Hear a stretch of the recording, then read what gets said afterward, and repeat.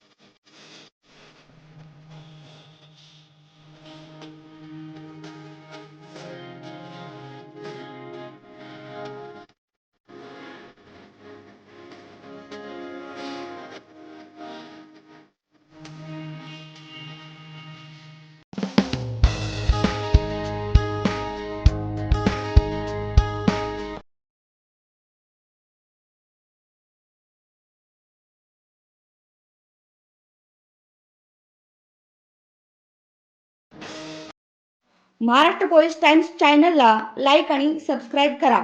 धन्यवाद।